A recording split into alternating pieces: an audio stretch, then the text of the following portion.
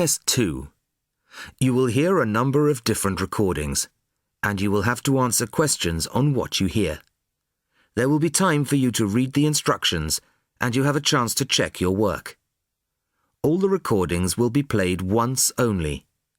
The test is in 4 sections. Section 1. You will hear Kevin Brown asking for information about renting an apartment through an agency. First, you have some time to look at questions 1 to 5.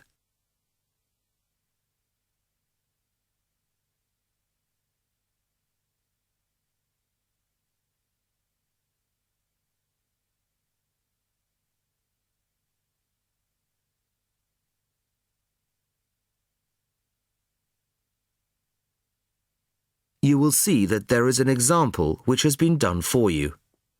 On this occasion only, the conversation relating to this will be played first.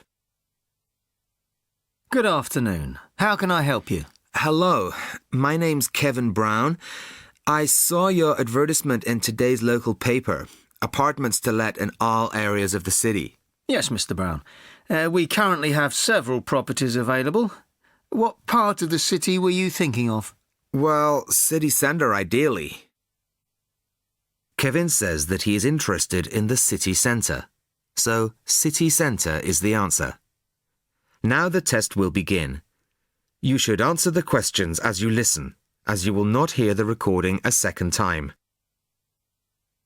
Listen carefully to the first part of the conversation and answer questions 1 to 5. Good afternoon. How can I help you? Hello, my name's Kevin Brown. I saw your advertisement in today's local paper, apartments to let in all areas of the city. Yes, Mr. Brown. We currently have several properties available. What part of the city were you thinking of? Well, city centre ideally. OK. And what price range are you interested in? I don't really know. What have you got? Well, prices start at £400 a month, going up to £1,000 a month. OK. And what's the difference? What does the price depend on? Well, the number of bedrooms mainly. Uh-huh. The cheaper apartments have 1 bedroom, while the most expensive have 3 or 4 bedrooms. OK. 2 bedrooms would be nice. So I'll say 2 bedrooms up to £600 a month. Mm-hmm. Do you have anything like that? Right, sir. We have... just give me a moment, please. Mm-hmm. We have 2 properties that might interest you. One is in North Street. It's a very nice apartment, but it's £750 a month. But that includes a private parking space. £750. That's a bit higher than I'd like to go, really. Do you have anything less expensive? Yes. We have another one at £625 a month. 625? Mm-hmm. All right, that sounds interesting. Where is it? It's in Cornell Road, at number 12B. I don't know that. How do you spell it? It's Cornell. It's near the park. I've never heard of it, but I'm sure I'll be able to find it on a map.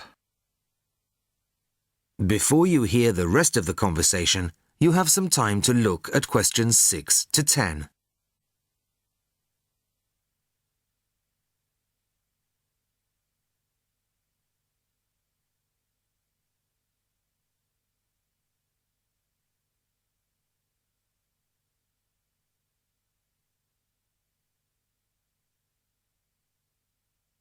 Now listen and answer questions 6 to 10. So, would you like to see the apartment, sir? Yes, I would. I'd like to rent somewhere fairly soon. Would tomorrow be possible? Sorry, I'm afraid nobody is available all day tomorrow. It's quite a busy time of year for us. I see. But if you're free later today, you could see it at 5:15. Sure, no problem. I could manage that. OK. So that'll be 5:15 with my colleague Jason. He'll meet you at the apartment. That's fine. And one more thing. What do I need to provide to rent an apartment with you? What documents, that kind of thing? Yes, of course. Do you have a job? Yes, I work in a travel agency. Well, a reference letter from your employer, saying you work for them, and a deposit, which is 1 month's rent plus a fee of £60. What's that for? It's an administration fee to cover the cost of preparing the contract. Okay. And one last thing. When would this apartment be available? It's empty now, so you could move in as soon as the contract was signed. That's great. Thanks very much indeed. Bye. Goodbye, Mr. Brown. That is the end of section 1. You now have half a minute to check your answers.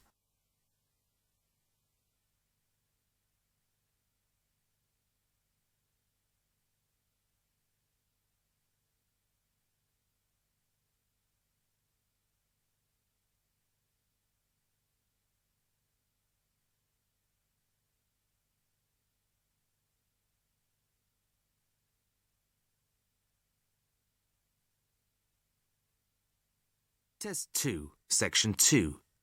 You will hear a member of the local council describing plans to redevelop part of the seafront of a coastal town. First, you have some time to look at questions 11 to 15.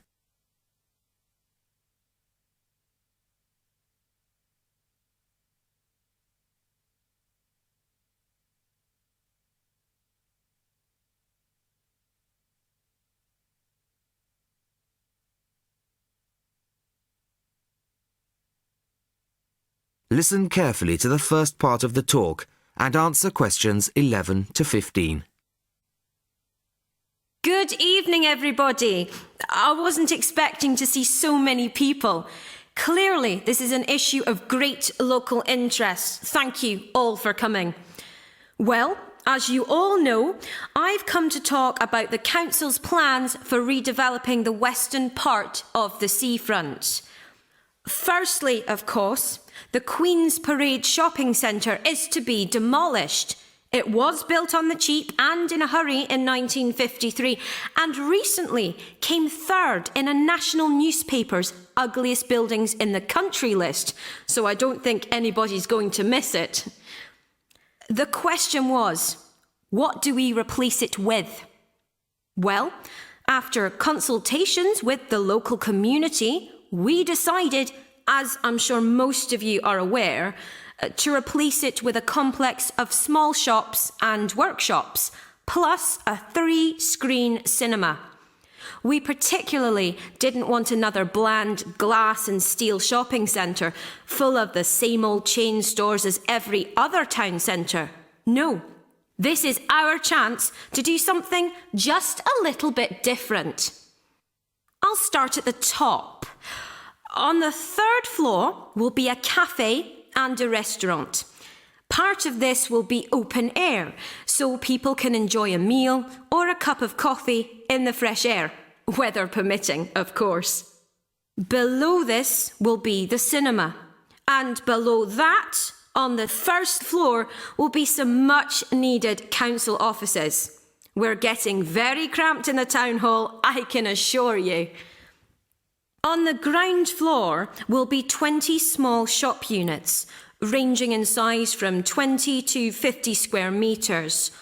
Also on the ground floor will be 5 workshop spaces, which we hope will attract small manufacturing businesses back to the town centre, providing some additional local employment.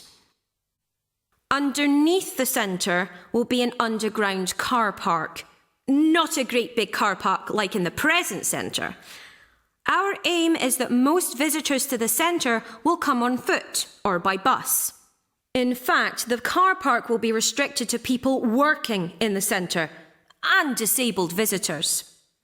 Then, and perhaps this is the most exciting part of the project, the beach in front of the new complex is going to be completely transformed. We're going to extend the beach. Yes, extend it. 10,000 tonnes of sand is going to be brought in to make it into a proper beach, instead of the dirty little strip of sand it is now. As well as being for the enjoyment of local people, We're hoping that a decent beach will attract more visitors to the town, and that has to be good for local businesses. Before you hear the rest of the talk, you have some time to look at questions 16 to 20.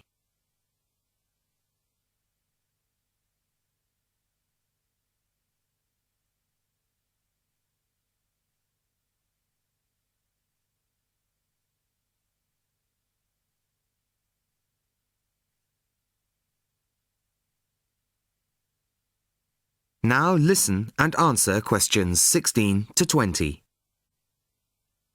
Now, I must emphasise that these plans have not yet been finalised.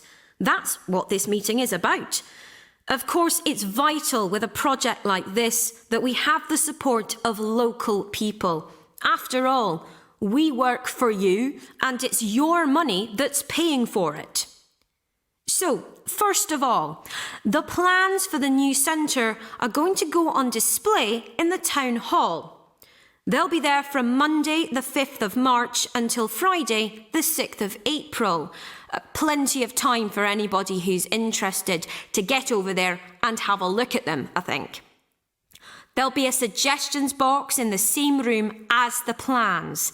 Anybody who has anything to say is welcome to fill in a suggestions form.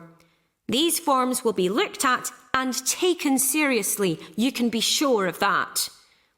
Then on Tuesday, April the 10th, there'll be another public meeting much like this one, and in this same place. It'll start at 7 o'clock, and there'll be a chance for local residents to address the council. We'll also report back to you on the results gathered in the suggestions box. Anyway, I'd now like to hand you over to my colleague, my fellow councillor. That is the end of section 2. You now have half a minute to check your answers.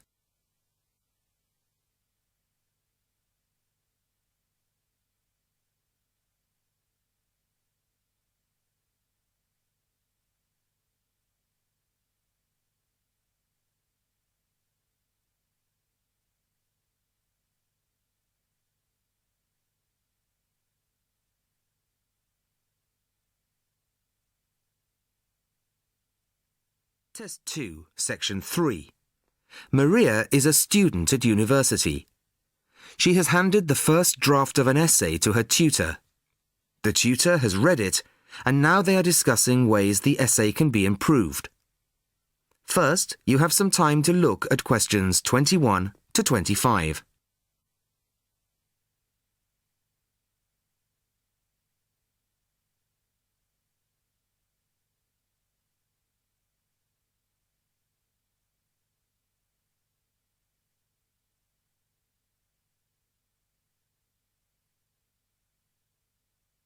Listen carefully to the first part of the conversation and answer questions 21 to 25. Well, Maria, I have to say I was quite impressed by your essay. It's a big improvement on the last one. Really? I'm glad. I put a lot more work into this one. I really spent ages on it. And it shows. You've addressed most of the problems I pointed out last time. In particular, the style and language are much more appropriate for an academic essay. So that aspect is okay? Absolutely. If you carry on like this, you shouldn't have any significant problems in that department. That's a relief. I've been quite worried about that, although I've been reading a lot of other essays to try to get the right style. Well, I'd say you've been successful.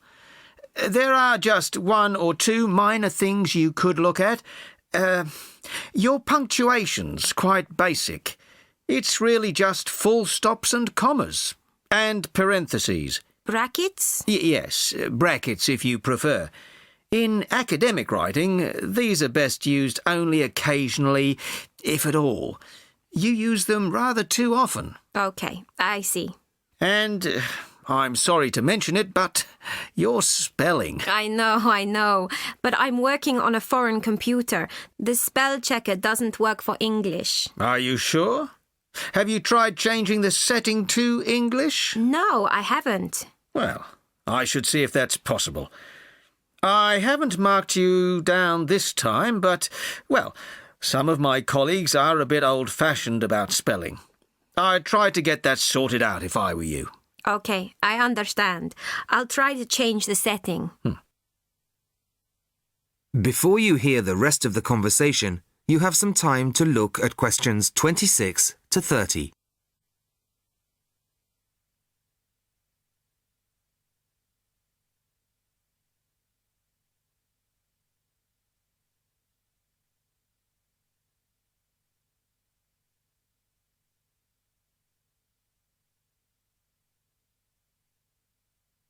Now listen and answer questions 26 to 30. The only major problem I have with the content of your essay is the introduction. The introduction should, well, introduce the theme of the essay. You've put some of the most important points there. For example, this bit. The statistics about the growth of railways in the 1850s. That really should go in the main body of the essay. And so should this paragraph about changes in patterns of employment. In general, I'd say your introductory section should be no more than half as long as it is at the moment. Okay, and I should move those points forward? Precisely. And going back to the railways, they're one of the most significant factors for change in this period. But apart from those statistics in the introduction, you only briefly mention them. I'd like to see a lot more on that, and the influence the expansion of the railways had on patterns of social and economic behaviour. You mean how with the railways people could travel to find work and could meet people from other areas? Exactly. Then in the midsection, well, it's not a big thing, but this quotation from the Times. You think it's too long? Well, you said it. I couldn't think of a way to shorten it. Do you think it's really necessary? You mean I could just get rid of it? Yes. You've already made the point and backed it up with other evidence. The quotation's redundant, really. Okay, well, that'll be easy. There were various other minor points, which I've noted in the margins. You can look at those later. But moving forward to the end here, I wasn't quite sure what this meant. The final paragraph? Yes. Are you saying that, on the whole, the changes of the mid-19th century tended to improve the lives of ordinary people or not? It's not very clear. It's not? No, it isn't. I'd add a few lines clarifying your position. Okay. When do you want the final draft? No, the end of term will be fine. But there was just one other thing, the bibliography. Did you really read all these books? No. Just the books you actually consulted will be fine. You don't need to include everything ever published on the subject. Right, okay. Thanks. Bye. Goodbye. That is the end of section 3. You now have half a minute to check your answers.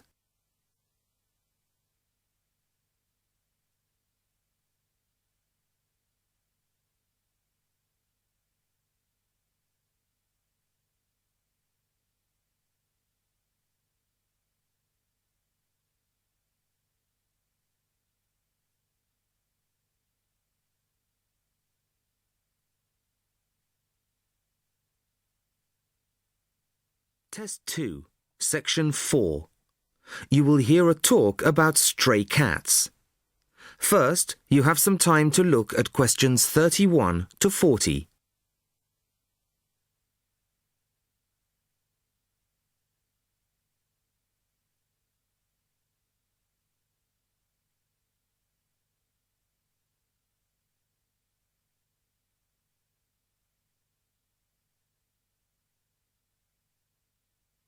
Listen carefully to the talk and answer questions 31 to 40. Good evening.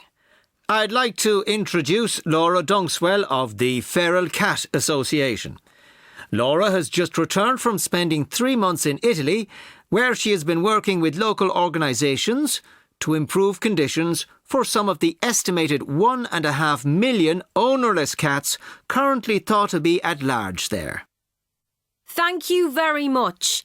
The principal problem regarding this issue is much the same in Italy as it is in other countries. Public awareness. The general public have become so used to the sight of ownerless cats in poor condition wandering their streets that they simply don't recognise it as a problem. While some will put out scraps of food, the majority see feral cats in much the same light as, say, seagulls, a form of local wildlife which is of no particular concern to or responsibility of the human population. Of course, there are plenty of individuals who do take responsibility for cats in their areas, providing appropriate food, emergency veterinary treatment, and perhaps indoor shelter.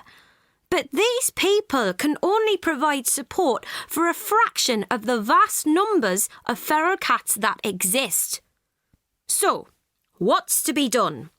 Find loving family homes for all feral cats? Well, that would be wonderful, of course, but unlikely to happen anytime soon.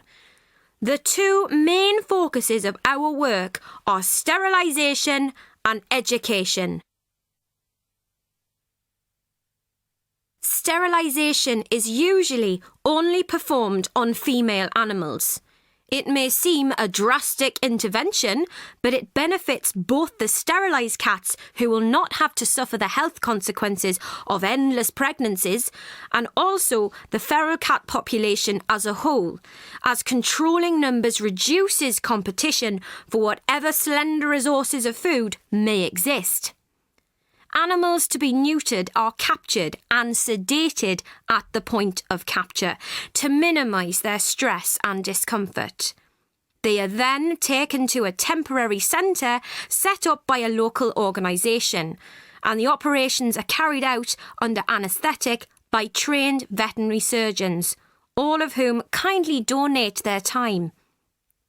Now, while domestic cats can recuperate in the comfort of their owners' homes, feral cats have no such luxury.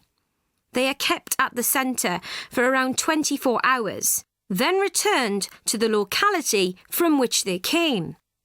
Dissolving stitches are used, and each cat that has been operated on has the tip of one ear clipped, a sign that the animal has already been neutered. A few animals have been electronically tagged and their progress monitored. In general, it has been found that neutering does not diminish an animal's chances of survival.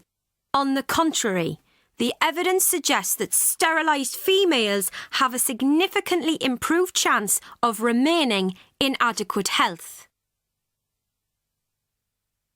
The other focus of our work is, as I said, education, publicising the issue and raising awareness.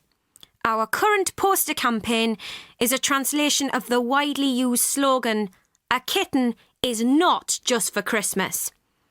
At present, resources are rather limited, but, funds permitting, a campaign of radio advertisements is planned, perhaps in the run-up to next Christmas, reminding people that families may quickly become bored with the responsibility of owning a domestic animal.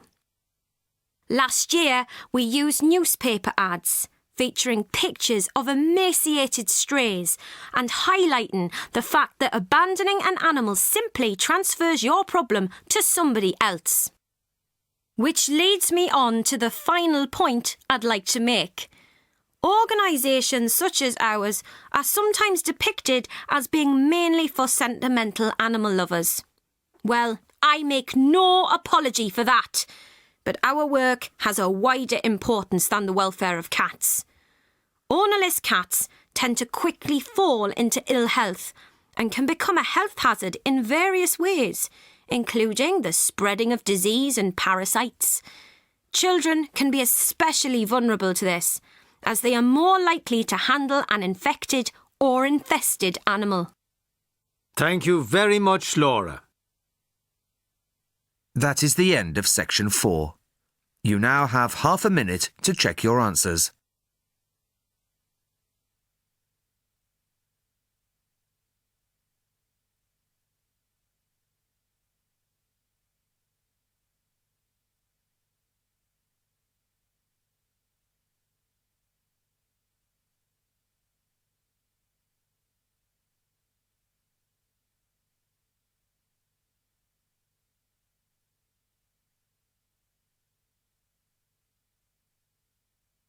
That is the end of the listening test. In the IELTS exam, you would now have 10 minutes to transfer your answers to the answer sheet.